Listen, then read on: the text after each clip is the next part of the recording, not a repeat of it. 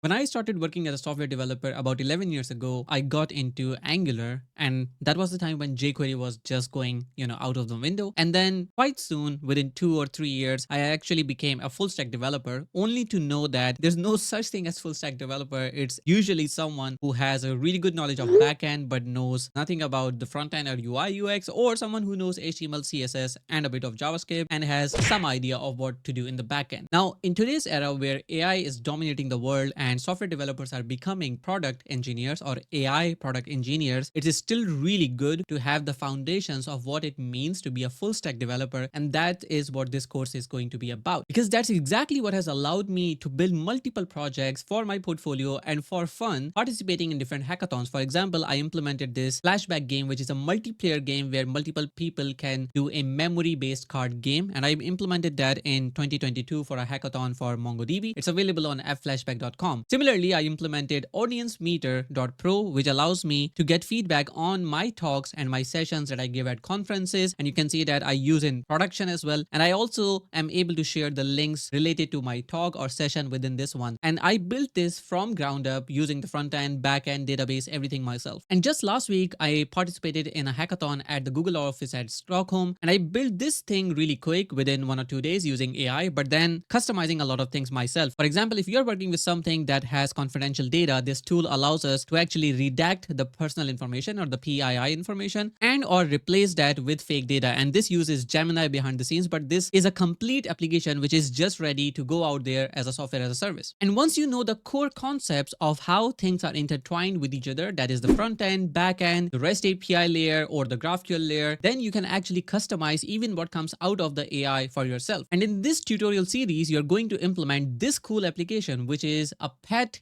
e-commerce application, because we love pets, of course. And if you look at the application, it has a really nice homepage. It has some featured products, as you can see, a nice little landing page. And if I go to the products page, I can actually see all the products right here. I can also go ahead and try to find something related to cats, for example, and I can add them to the cart. Right now, you can see that the cart doesn't really have anything here, but if I start adding one item here, you can see that we have an animation and then it adds the item to the cart. This shows the number of items and including the quantity. For example, if I keep adding the same one, it's going to increase because the quantity of item increases. So it's not just the products or the type of products, but actually the quantity of the products. Once we have the cart populated, we can go to our cart and here we can actually update the quantity if I want to change anything, just like you would do in Amazon or other places. So I can increase the quantity and you can see that automatically the total here also updates and this total also updates in the same time as well. So you can manipulate the quantity right here and this updates in real time. You can also remove items from here as well. And once you are satisfied, you can proceed to checkout. Here you see the final price one last time. And once you have seen those, you can essentially go and pay with the Stripe. So the Stripe is going to be implemented in this particular app. And you can see that it successfully takes us to the Stripe dashboard here. And here you can see all the products as well and the price as well. Now I'm quickly going to add some information here and you can notice that we are running this in test mode. And now I can just click pay. And here you can see that it automatically redirects us to the payment successful page showing the order itself. And this is super cool. I can even refresh the page and I will still be shown the same order. So this is coming from the backend correctly with an order ID right here, with the status here that says pending, the date on when this was created, with all the products that were added along with their quantity and their total price, containing the total amount of the payment as well. And not only this, I can actually go and log in as a user. So we are going to use Firebase authentication for this. So if I continue with Google, I can actually use my Google account to log in. And now you can see that my user is right here. So I can go to products and in here, I can click my orders here and you will see that these are the orders that I've created in the past. So I can click any of these orders. For example, let's say one from March 9 and I can see the whole order right here. I can go back and pick this one, which is a bit newer. So all my orders are maintained if I'm logged in. Super cool. Now, apart from the application itself, we are also going to work with GraphQL as the API layer for this application, which means the front end will use GraphQL. I'm going to show you the architecture in just a bit as well. But here you can see that we have a bunch of queries that we are using right here. So if I click this one, I can get all the products. If I want to search product, I can actually say, for example, cat here and hit play. And you can see here, we get all the items related to cats. I can also go and get a particular order as well. For example, I could go here and copy this particular order ID. And if I replace it right here and hit play, you will be able to see the exact same order from the GraphQL API because we're using the same API in the front end, of course. Apart from this, we are also going to use the cloud database right here, which is deployed on neon.tag. And this is going to be a Postgres database. And if I go to my tables, you can already see that the final view should be something like this. We will have orders, we have order items, we have products right here, which you saw on the UI as well. So all of these things are going to be deployed and they are production ready. Finally, we are also going to be using Stripe, as I mentioned, and this is the transaction that I just did with the particular items that you saw. So all those items are shown here. You can see them on Stripe as well in the test mode. Super nice. Now, before I talk about the architecture of the whole application, I want to give a quick shout out to the sponsor of this particular video and the tutorial series, which is Cloudways, which is by DigitalOcean, and it allows you to have a managed web hosting that you can deploy your Magento application, WooCommerce, your WordPress applications, and also Node.js applications as well. Let me quickly show you how it works. When you go and sign up to Cloudways, and I want you to sign up using the link in the description of this video, which is an affiliate link, and that helps the channel grow. So I would highly